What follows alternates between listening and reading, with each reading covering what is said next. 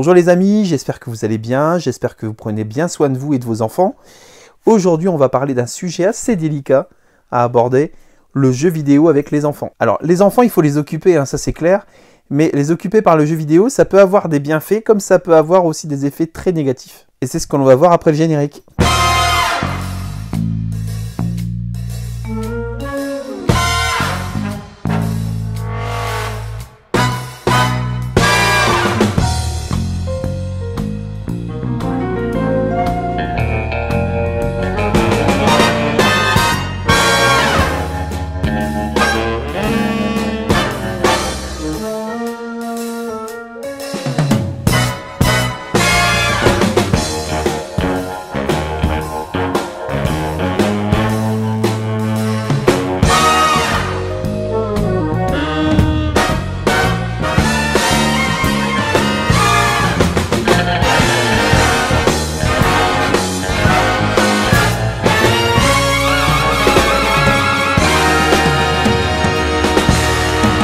Bricolage, cuisine, sortie en famille, etc.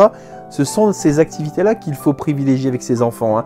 Le sport aussi. Mais effectivement, si vous êtes comme moi un joueur, vous ne pourrez pas couper au fait de faire découvrir votre passion, faire découvrir les jeux vidéo à vos enfants. Il existe bien sûr des bienfaits aux jeux vidéo, mais il y a surtout pas mal de précautions à prendre. Et c'est ce que nous allons voir dans la vidéo. Alors, les bienfaits du jeu vidéo, hein. L'enfant peut renforcer certaines qualités et habiletés par l'utilisation des jeux vidéo et selon finalement le type de jeu choisi.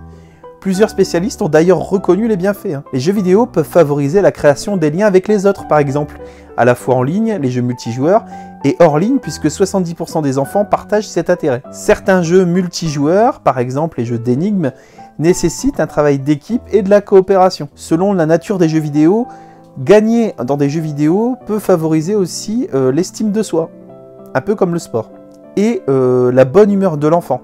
Alors, si les jeux vidéo ne constituent pas finalement un vecteur pour avoir une meilleure estime de soi, il peut participer justement à l'amélioration de cette estime de soi pour l'enfant. Et ça peut l'aider à le valoriser tout simplement. Il peut développer une meilleure image de lui-même. Certains jeux vidéo développent par exemple des habiletés utiles pour les matières scientifiques, comme la logique, la vitesse de traitement, de l'information, et puis des habiletés visuelles et spatiales.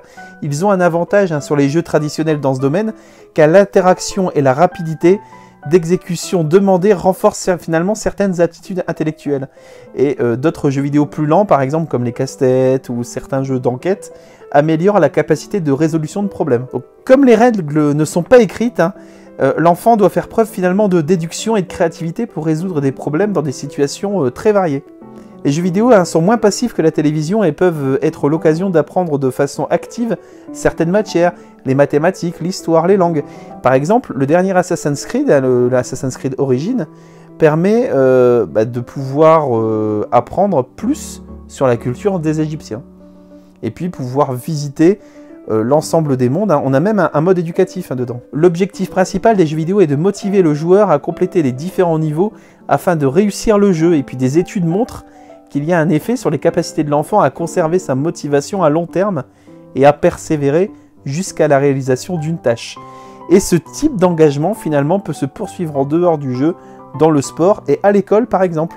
Donc là ce sont quelques bienfaits, mais finalement il ne faut pas négliger les risques par rapport aux jeux vidéo. Et quels sont-ils ces risques? Il faut être quand même très vigilant et encadrer l'utilisation des jeux vidéo car ils comportent des pièges et peuvent nuire finalement au développement et à la santé de l'enfant. Lorsqu'un enfant, par exemple, passe du temps devant un écran, il ne consacre pas ce temps à bouger et à s'activer physiquement.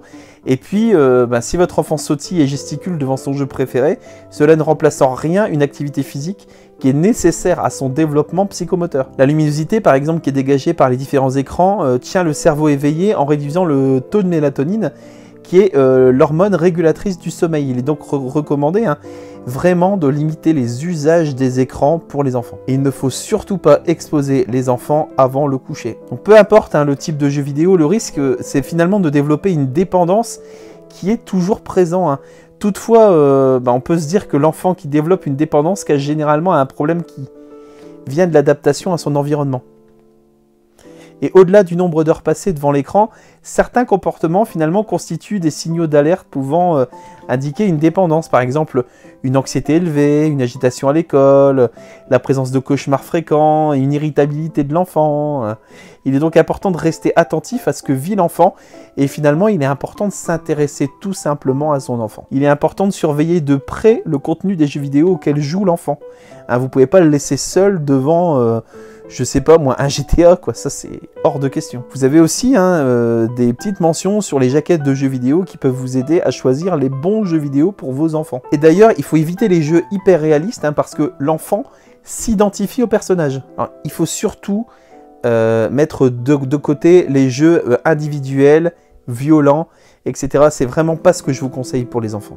Donc plus qu'une question de jeux vidéo et de l'enfant, il faut que vous vous occupiez de l'enfant et finalement que vous variez un maximum ses activités. Et que vous soyez toujours là, derrière lui, pour voir effectivement à quoi il joue, ce qu'il fait, et que vous vous intéressiez à ce qu'il fait tout simplement, à ce qui l'intéresse. J'espère que cette vidéo vous a plu. J'espère également que vous allez suivre les autres vidéos de ma chaîne. N'hésitez pas à vous abonner, à mettre un petit pouce bleu. Et puis, je vous souhaite en tout cas une très bonne journée. Et merci d'avoir regardé la chaîne du Serial Gamer.